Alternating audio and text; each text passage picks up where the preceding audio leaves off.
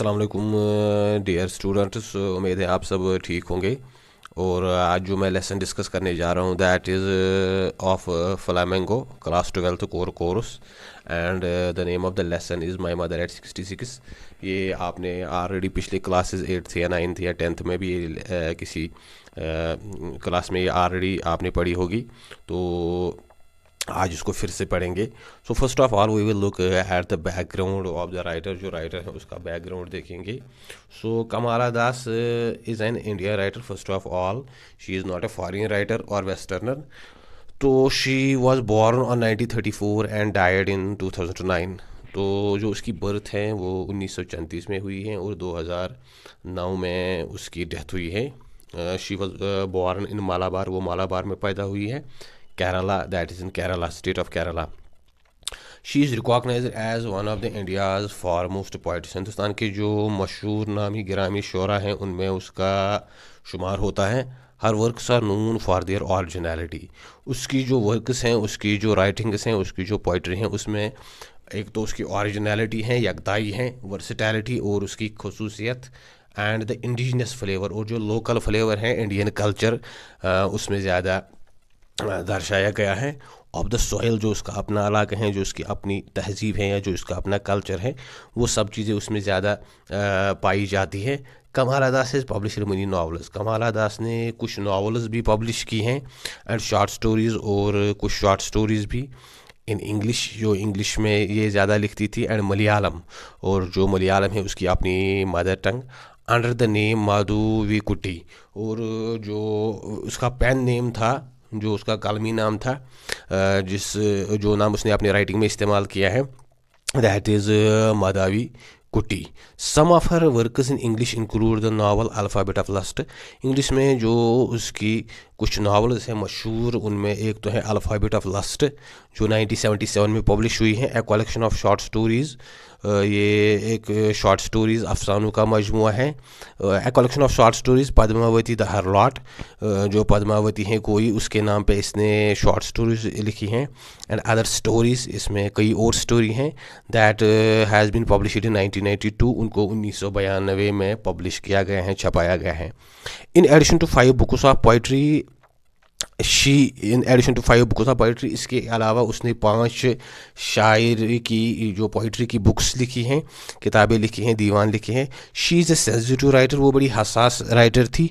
Who captures the complex subtleties of human relationships. जो इंसान की जो रिलेशनशिप्स हैं, सोशल इश्यूज़ होते हैं, खासकर जो फेमिनिज़म है, उस पर ये कमाला दास का ख़ास इन्फ्लुएंस रहा है, इंडियन फेमिनिज़म। तो ह्यूमन रिलेशनशिप होते हैं जो इंसानी समाज या इंसानी जो हमारी फैमिली या दूसरी चीज़ें जो हम एक दूसरे के साथ जुड़ी होती हैं, खासकर रिलेशनशिप्स इन लिरिकल ईडियम। उसने ये इस पोइम में इस चीज़ पे, ये पोइम जो है ये इसी पे बेस्ड है, इसी पे आधारित है। And the poem's name is my mother at 66। और जो पोइम का नाम है that is my mother at 66। ये अपनी माँ पे उसने लिखी हैं। Her age at that very time was 66। वो उस वक्त एक बूढ़ी औरत हो गई हुए, and at that time her age 66। उस वक्त उसकी उम्र 66 बरस की हो गई है। सो in this poem the writer has tried to portray her mother and her relationship with her mother, or it has, and it also has a universal theme apart from a particularized theme जो writer ने अपनी माँ पे लिखा है, जो उसकी माँ के साथ relationship है। apart from that it always has a universal theme that's applicable to all of us। उसका इस poem का एक universal theme भी है। poetry का always हमेशा एक universal theme होता है, और वो जो हम पे अप्लाई होते हैं, जो हम पे ये आधारित हैं। सो पहले तो हमने ये देखा। अब इसका जो मेन जिस पे जो आज की लेसन है that is the poem ageing is a natural process. तो एजिंग जो है that is a natural process, वो एक कुदरती प्रोसेस है। इंसान पहले बच्चा होता है, फिर जवान हो जाता है, और वक्त के साथ वो बूढ़ा बन जाता है। You ever thought what ever elderly parents expected from us. ये जो जिसने ये बुक लिखी है वो हमको क्वेश्चन करता है that have you ever thought, क्या आपने कभी सोचा है what our elderly parents expect from us, जो हमारे एल्डरली पेरेंट्स हैं, जो हमारे बूढ़े वालिदैन हैं, वो हमसे क्या चीज़ एक्सपेक्ट कर रहे हैं, वो हमसे कौन सी चीज़ मांग रहे हैं, वो हमसे क्या चीज़ क्या उनकी तवक्को है हमारे साथ वापस। So, dear viewers, this was the profile of the poetess, and now I will come to the point. And जो हमारा main point है that is the poem. तो first of all मैंने आपको बताया कि इसका जो theme है that is of the human relationship and particularly on the loss or on the death of someone that you love. किसी ऐसे की मौत या किसी ऐसे की डेथ या किसी ऐसे की जो बुढ़ापा आ गया हो जिससे आप प्यार करते हो। तो शायर ने जो ये पोइम शुरू की है, driving from a parents home to Cochin last Friday morning I saw my mother beside me. So जो शायरा हैं वो हमको बोल रही हैं driving from a parents home, मैं अपने वालिदैन के घर से जा रही थी, टू कोचिन कोचिन कोचिन जो केरला की कैपिटल थी उस टाइम, शायद आज भी हैं। लास्ट फ्राइडे पिछले फ्राइडे को, मॉर्निंग सुबह का वक्त था, ऐसा में मदर बिसाइड मी, मैंने अपनी माँ को देखा जो मेरे पीछे थी। डोज उसको ओंग आ रही थी, उसको नींद आ रही थी। ओपन माउथड उसका मुंह खुला हुआ था। Her face ashen like that of a corpse, उसका जो फेस था, उसका जो चेहरा था, that was ashen like a corpse, उसका जो कलर हो गया था that was like a corpse, जैसे किसी डेड बॉडी का होता है grey colour. And realised with pain, और जो शायरा है वो हमको बोल रही हैं that she realised that she understood, उसको ये बात समझ आ गई विद पेन, उसको बड़ी तकलीफ हुई, that she was as old as she looked, कि उसकी जो माँ है वो जितनी बूढ़ी दिख रही है उतनी है, but soon put that thought away, लेकिन जो शायरा हैं जो कमाल अदास हैं, she try to put this thought away, उसने ये थॉट ये ख्याल अपने दिल से निकालना चाहा, अपने जहन से निकालना चाहा।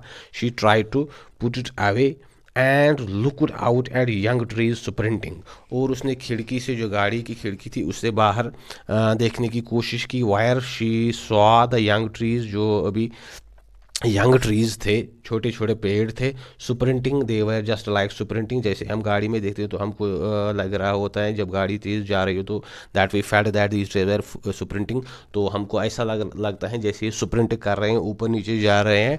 The merry children spilling out of their homes, जो छोटे छोटे बच्चे थे जो बड़े खुश होते हैं, spilling out of their homes, they came out of their homes, they run out of their Holmes, वो अपने घरों से बाहर आ रहे होते हैं और खुश होते हैं। But after the airport security check, लेकिन इस चीज़ पे, इस टाइम पे, इस लाइन में ये जो पोइम का सेंस है, ये जो टेम्परीमेंट है, ये चेंज होता है।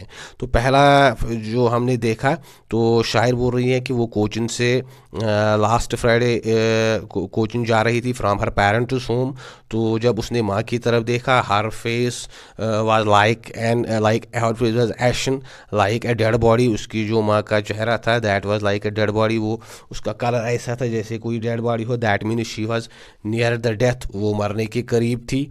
और शायर के दिल में उसे एक बड़ी तकलीफ पैदा हो गई। But she try to put that thought away, उसने उस ख्याल को अपने जहन से निकालना चाहा, उससे दूर करने की कोशिश की। By looking out at the young trees sprinting, उसने खिड़की से बाहर देखा, जो यंग ट्रीज थे दे वर जस्ट सुपरिंटिंग, वो जैसे सुपरिंट कर रहे थे, उछल कूद कर रहे थे।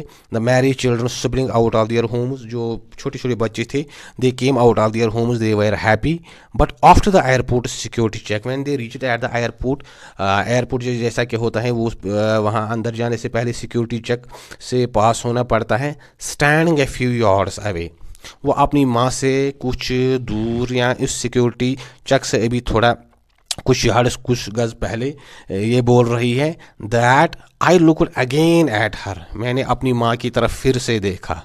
वैन, उसका जो चेहरा था वो थका हुआ था, वो जर्द पड़ गया था। That means it shows that she was near the death, वो मरने के करीब थी, उस पर मौत के जो आसार थे वो जाहिर हो गए थे। पेल, वो बड़ा जर्द था। वैन, जैसे थका हुआ, जैसे उसमें बिल्कुल ताकत न थी, जान न थी। As a late winter's moon, जैसे विंटर के टाइम पे मून होती हैं, उसकी अपनी चमक या उसकी जो अपनी ब्राइटनेस वो उस टाइम ज़्यादा नहीं होती हैं।